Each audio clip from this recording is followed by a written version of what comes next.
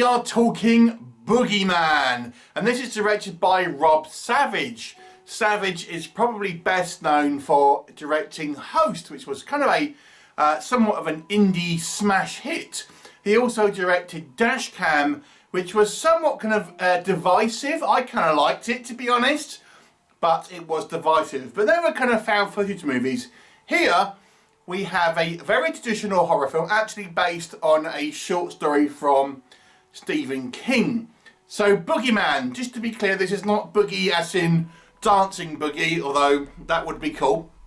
Boogeyman is I have to be honest, a very standard kind of horror movie setup. We have a family being menaced by some sort of creature that kind of lurks in the dark, that seems to be attracted to kind of misery in this particular family. The mother has died in some type of accident, and obviously the remaining family members, the father and the two kind of daughters, are feeling the angst because of it. So this kind of entity is attracted to that and kind of wants to taunt them and ultimately eat them at the end. Now it's up to this kind of family to, you know, figure out what's going on. Is it real? Is it some type of coping mechanism with grief? That's kind of obviously that how it gets kind of explained away. What will happen? You will have to watch the movie and find out. So let's talk about the Boogeyman. What works with the Boogeyman?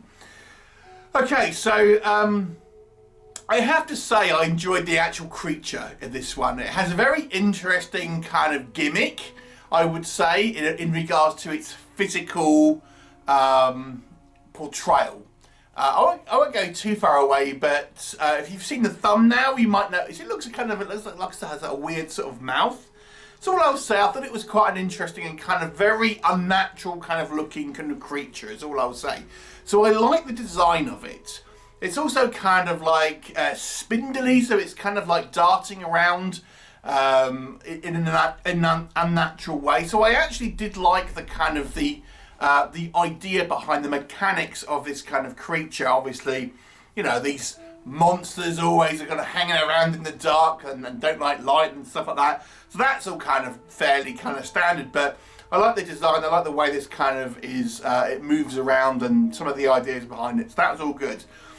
The movie it has a very polished feel. Apparently this was actually made for a streaming service initially on Hulu, I believe it was. But they liked it so much, the kind of producers and the kind of test audiences, they decided it would get a cinema release, and therefore it was kind of promoted in that kind of respect. So, you know, obviously the studio had felt good about this. I think it's actually a Disney's under their kind of Fox banner. So this is actually a Disney movie. So yeah, but they felt pretty good about it, and it does have a very kind of polished feel to it. And obviously you have that connection with Stephen King. There was another adaptation of this. I think it was a short film, sorry. And obviously Stephen King is, you know, is a big name in horror, especially. And if you attach his name to it, it's going to attract a kind of a certain kind of audience. The cast is solid. I think the child actors, particularly the young girl, who I think was the one that played Princess Leia in the Obi-Wan series, was pretty good. But all the actors here did a pretty good job. They were relatively kind of unknown. The only face I recognised in a very small role was, I think it's Daniel Dalmatian, who has a kind of a small role in this. I think that's his name. It has a pretty good, a couple of decent kind of jump scares. It's a very, very kind of easy to follow film.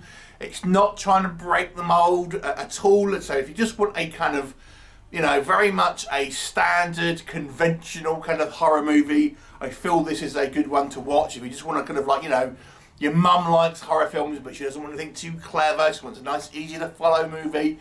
You can kind of bung this on, and I think it will somewhat kind of please, you know, the more undemanding kind of viewers ultimately. But it's, you know, it's a relatively well put together film, but it's just very unremarkable, which is what ultimately I think is the main critique here. Is this film is so just by the numbers in regards to, you know, things that happen in the movie. It's set up, the way it kind of pans out. it's a kind of imitation that you've seen many times, that this movie is, you know, the angsty teen, the feisty kind of little girl, the kind of the unbelieving kind of parent who's putting it down to other kind of like reasons.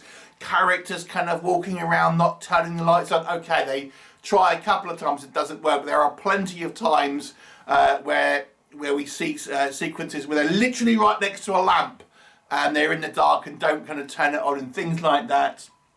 You know, we've got unbelievable kind of like conveniences. A girl's listening to a kind of a tape recording which has got evidence of this kind of creature, and then she jumps and she throws it in the air and it ends up going in a jug of water. I was, oh my god, that's like really, you know, convoluted, that how that happened. So there's some kind of sillier elements. There's a couple of clearly red shirts, so you know we're going to get killed off basically. It's a relatively, I mean, this being produced by Fox, aka Disney, it's not a particularly kind of gory film. There's a few jump scares and stuff, but it's really not particularly kind of like gruesome in any way. And I think, although it has a few, as I say, a few decent jump scares, there are a couple of like fun sequences where you see, you know, it kind of in the distance, or it's just partly out of view, and you see something moving around. I think it could have done a better job in building up a little bit more atmosphere, personally. And I think another issue there is the whole point of this film is that the creature is afraid of light. So anytime you see the creature, it's in dark, which makes it a little bit difficult to kind of like really see what's kind of going on. So there's that. And there are also some instances where I kind of felt like the rules being followed here, because it seems to be fine with kind of candlelight. So how much light is, you know, enough? And there's instances, for example, where we have our characters who only have like a lighter to keep them, you know, to sort of illuminate the where they are, but they don't set anything on fire.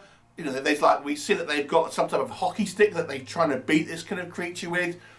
Why not sort of like set that alight, give you more light, things like that. So there's lots kind of like silly kind of like, don't worry about it kind of style moments in this movie. So how does it all pan out in the end then? It's perfectly watchable, but it's totally forgettable, is the best way I would describe it. This is a great example of a bang on, run-of-the-mill, conventional horror that doesn't try to do anything kind of clever. It's not trying to be any type of originality, which is surprising considering the director, I have to say, but it is just kind of hitting those marks in a perfectly fine manner. You know, it's exactly the kind of the movie that you think it's going to be, but it is unremarkable anyway.